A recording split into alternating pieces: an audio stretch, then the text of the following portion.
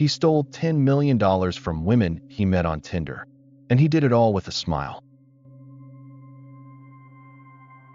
Imagine matching with someone on Tinder, and within hours, you're on a private jet, champagne in hand, flying across Europe with a man who tells you he's the son of one of the world's richest diamond moguls. His name is Simon Leviev. His life looks like a movie. 5-star hotels, bodyguards, designer everything. He's attentive, charming, and he makes you feel like the only person in the world. Within weeks, you're in love. Within months, you're in debt. Because Simon Leviev isn't a billionaire's son. He's a convicted fraudster from Israel named Shimon Hayat. And the private jet you flew on? It was paid for by his last victim. The hotel suite? Charged to another woman's credit card. The entire life he showed you was a lie, funded by an endless chain of women who believed they'd found their soulmate. This is the story of the Tinder Swindler, the man who stole over $10 million through dating apps, and the woman who finally brought him down.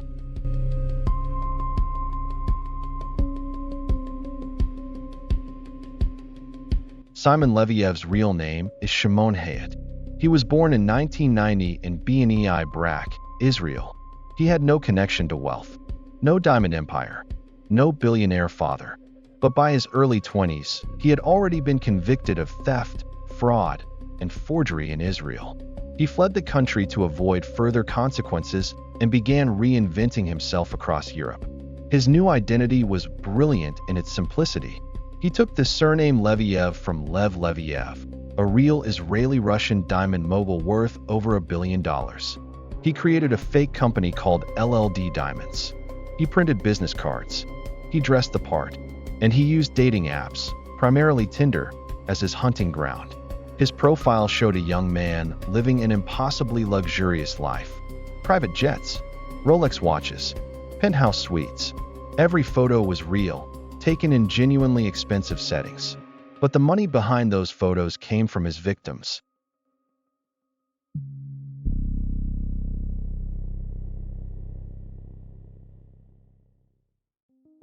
The playbook was the same every time.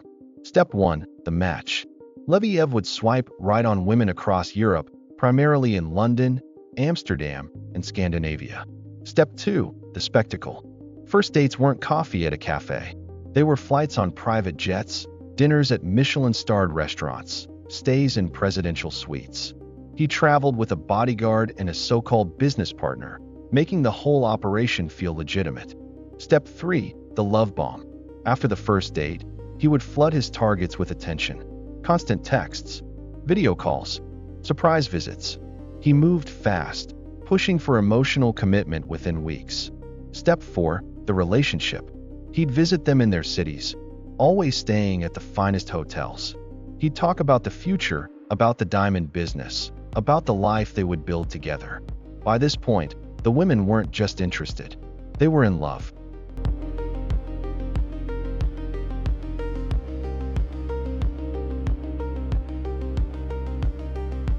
Then came the turn, and it always started the same way.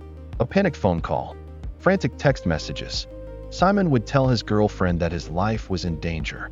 Enemies from the diamond world were after him. He'd send photos of his bodyguard beaten and bloodied. The images looked real, but they were staged. He'd say he needed to go off the grid, that his enemies were tracking his credit cards, that he couldn't use his own accounts. Then came the ask, could she open a credit card in her name? Just temporarily, until things blew over? He was a billionaire's son. He'd pay her back within days. The women believed him because everything they'd seen confirmed his wealth. The jets, the hotels, the lifestyle. None of it was fake in the sense that it didn't exist. It was all real. It was just paid for by someone else. By the time they realized the truth, they were hundreds of thousands of dollars in debt.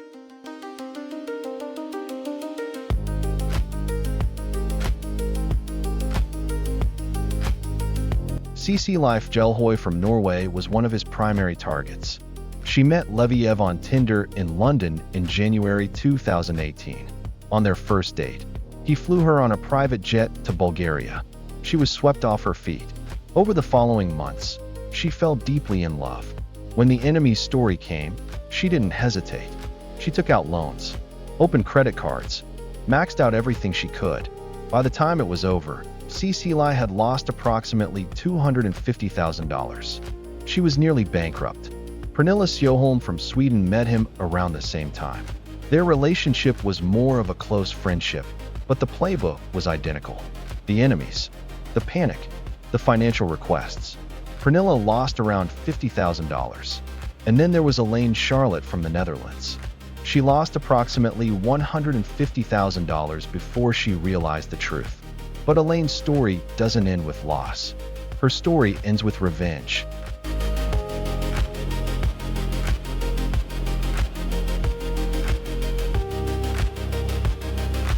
What made Leviev's scheme so devastatingly effective was its self-sustaining nature.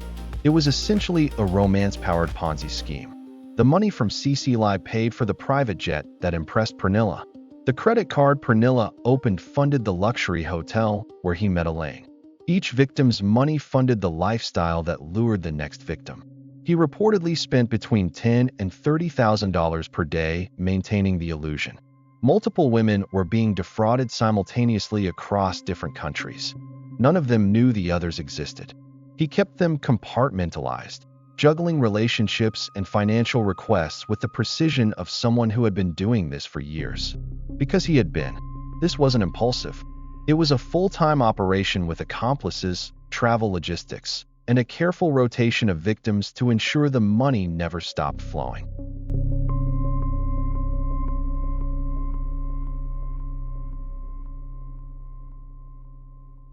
When Elaine Charlotte finally realized she'd been conned, she made a decision that would change everything. Instead of confronting Simon or simply walking away, she played along. She pretended she was still in the relationship, still loyal, still fooled. Then she told Simon she could help him while he was hiding from his enemies. She convinced him to send her his designer clothes and luxury watches so she could sell them and send him the cash. He agreed, shipping her thousands of dollars worth of Gucci, Louis Vuitton, and high-end timepieces. Elaine sold everything, but she didn't send him a cent. Instead, she kept the money as partial restitution and turned over every piece of evidence she had to the police. Text messages, photos, financial records, flight itineraries. Her file gave investigators the clearest picture yet of how Simon Leviev operated.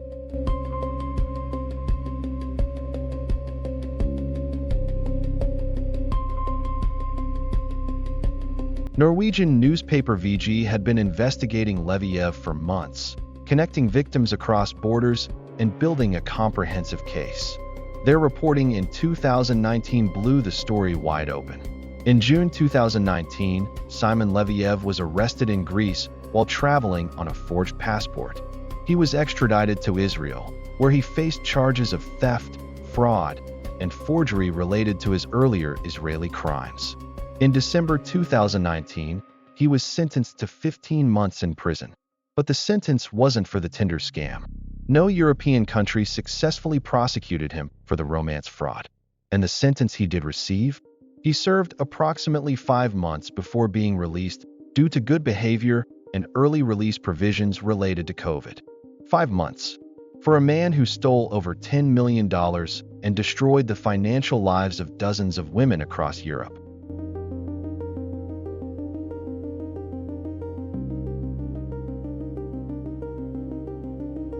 In February 2022, Netflix released The Tinder Swindler, a documentary featuring Cecily, Pernilla, and Elaine telling their stories.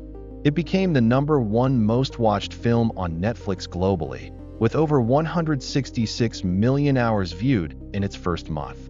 The public response was overwhelming. Tinder permanently banned Leviev. So did Hinge, Match, and every major dating platform. But the aftermath revealed something infuriating. Simon Leviev showed no remorse. He appeared on social media, still flaunting a luxury lifestyle. He opened a Cameo account, charging over $200 per video. He reportedly hired a Hollywood agent and pitched a reality dating show.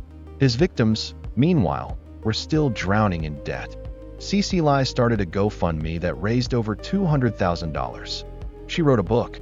She became an advocate for romance scam awareness. But the fundamental injustice remained. He served 5 months. His victims will be paying for years.